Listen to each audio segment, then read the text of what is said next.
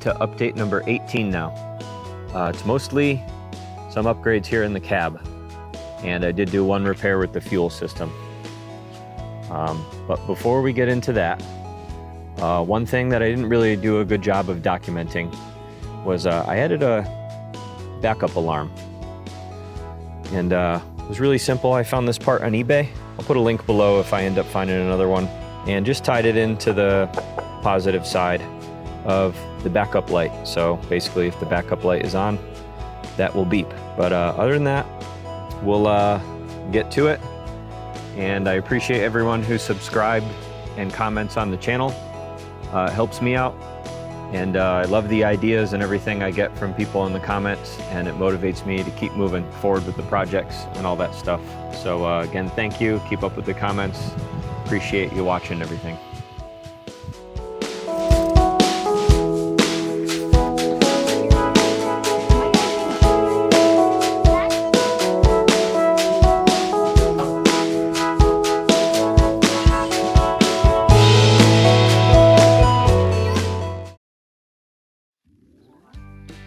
All right, next thing I'm gonna do, I finally got a pair of the A1R Cab handles. I'm gonna put those on. As you can see, I already put one on because I kind of wanted to learn what happened, but I got the one for the driver's side here, and we'll go through it and I'll show you what I did. I wanted to thank Michael at Tactical Machinery. I actually got one of his shirts. He sent it to me with him.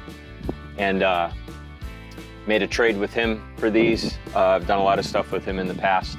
And I'm sure if you're part of the FMTV group on Facebook and stuff like that, you've seen him on there. Great seller, he's got some good stuff. Just gonna kind of eye it up, make sure it's in a good spot.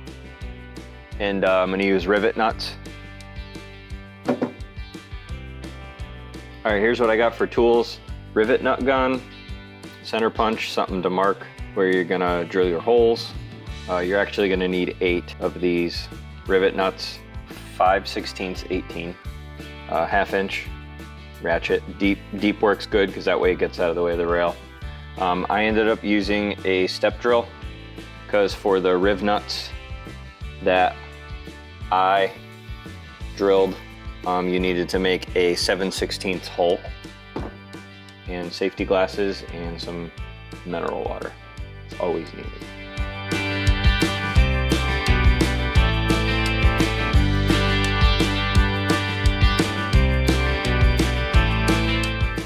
All right, it's on. I still use the regular handles getting in and out, but the main reason why I wanted it was I use this side step all the time, and it gives you a secure handle for going over here for doing stuff like checking the cab, checking the tire, going in and out of the bed. It's definitely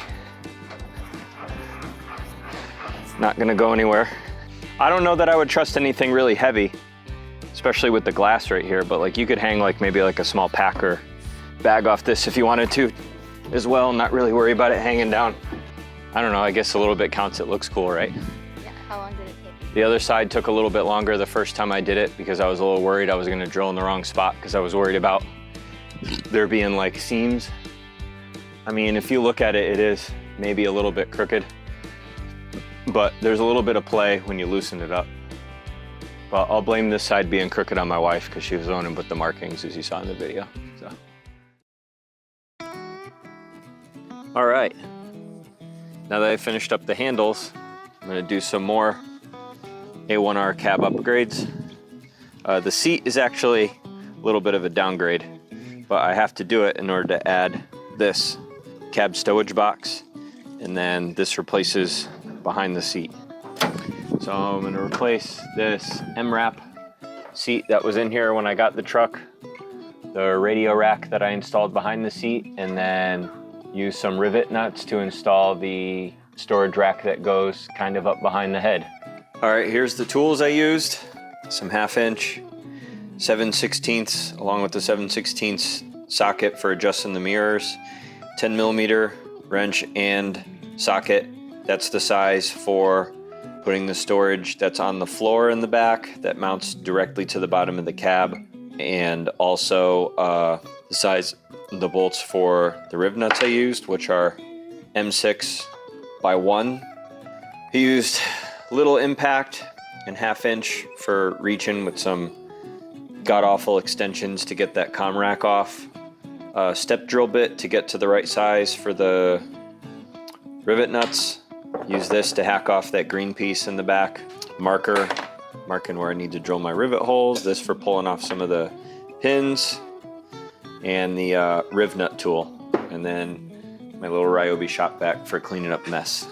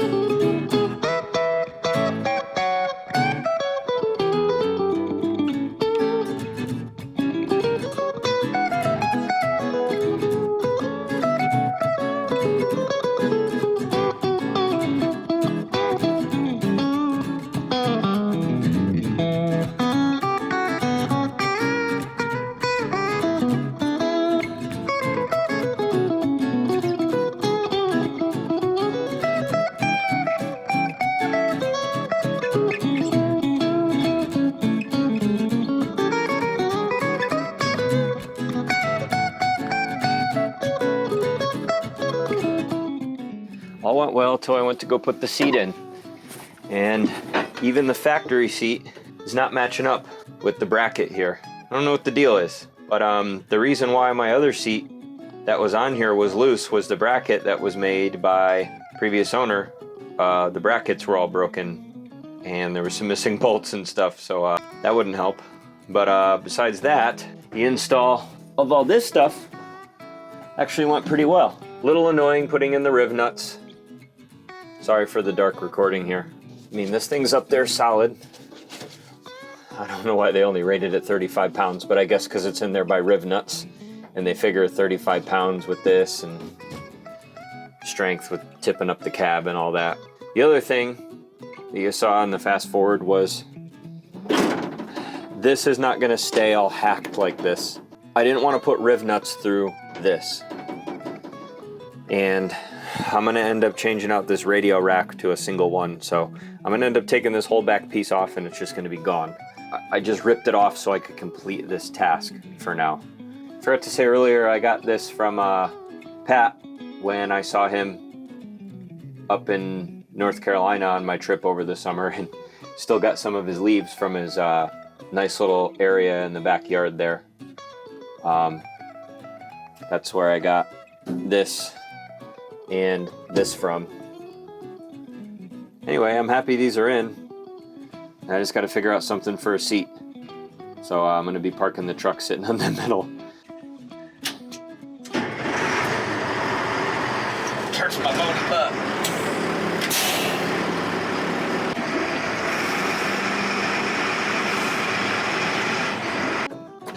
Here's the solution I came up with for the time being to get this seat in here.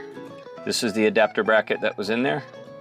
Here's an extra one I had. I think the way it's supposed to be, at least maybe in these older cabs or older trucks, is the adjuster brackets. So I looked over on the passenger side. They're slightly different, and they have holes that bolt directly to the body, and the seat sits really, really low.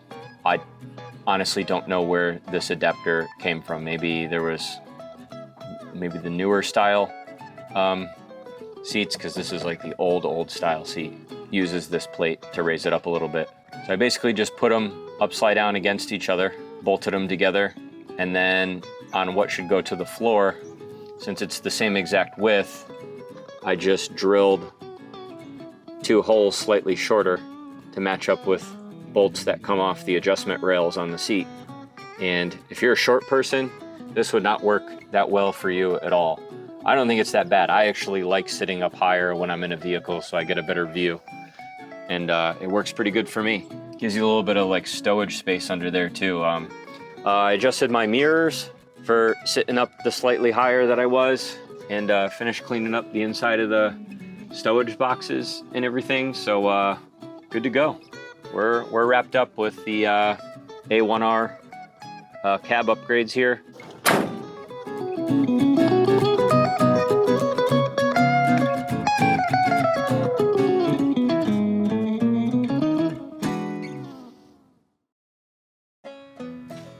All right, moving on to the next thing. I'm pretty sure what's wrong. I'm not gonna lift up the cab right now, but I'll just kind of show you. The truck's been sitting for a while here.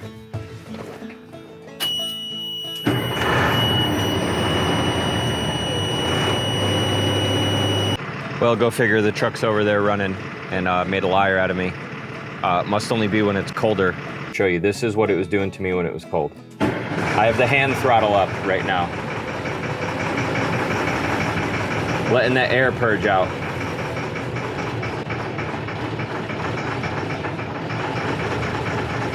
But had an issue. Basically it would start, run for about 10 to 15 seconds and kind of start sputtering out, and the fuel system was losing its prime. My best guess is that it's coming from the fuel water separator. It's pretty common for the bowls and stuff to leak. So I have an entire replacement that I'm just gonna put on there. Here's the complete new assembly. Cool. So on the nomenclature, I got this off eBay. The person had quite a few of them. I'll put a link to that eBay listing in the description. I don't know how long that will last. Here's what I use for the tools on the project. Some of the stuff that isn't obvious. 11/16, 5/8, another 11/16 deep socket that was to get off one of the fittings, 10 mil, some of the same size wrenches.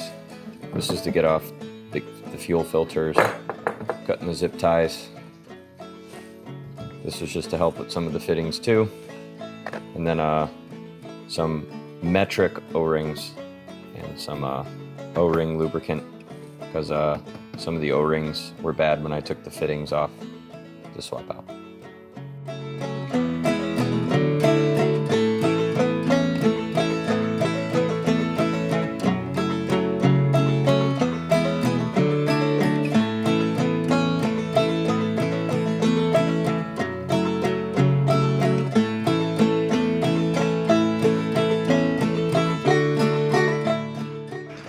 So when I was looking at this, trying to figure out exactly what caused the problem, it could have been a couple of things.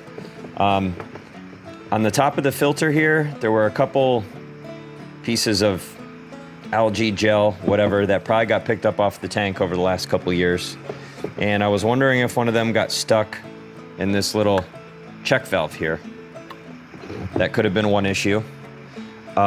Second one was, now this is tight, but here, this is a little jacked up, but I don't know, it still seals good. I figured that would have leaked if that was the problem. But the third one, and I think that this probably is the culprit, is, see the screws, how they're a little rusted out on this heater element? The heater element is a little loose, right? You probably can't see it in the video, but there's enough play with that rubber insert into the plastic bowl that I would assume once it's cold and not cold that it would contract enough to allow enough air in there. And then it's possible that some fuel was actually leaking out and then I just wasn't noticing it because I'm parked over in the sand. So if it was leaking down this wire and then dripping off and dripping down somewhere underneath, I wasn't noticing it. Or it was just siphoning back into the tank with that and it wasn't actually, but something. Anyway, that's my guess. So I don't think the bowl's good. I think that this is actually still good. So I guess I got a spare.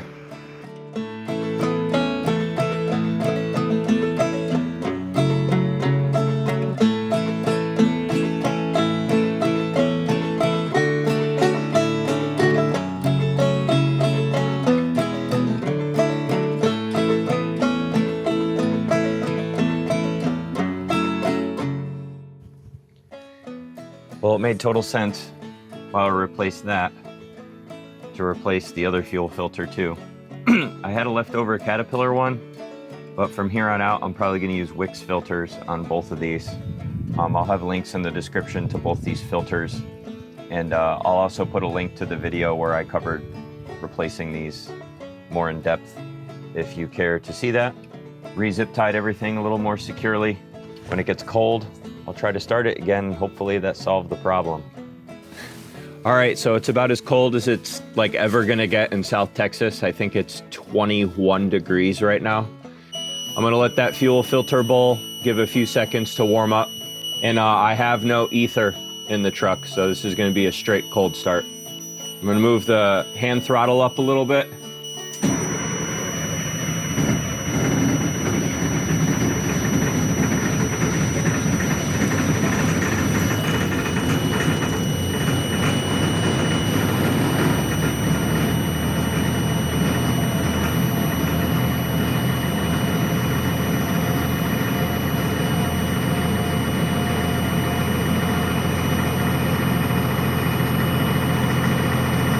Cold diesel.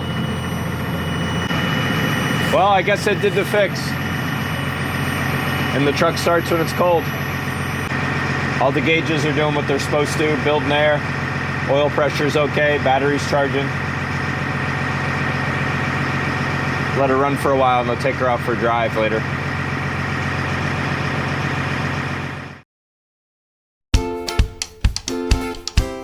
Okay, that wraps up this update video. As usual, I'm way behind on my video editing, and I've got more projects completed than I've edited video. So stay tuned for more, and hopefully I'll play catch up here. Got some big projects ready to go, and I've already got some actually done here on the truck that I just got to get edited. So stay tuned.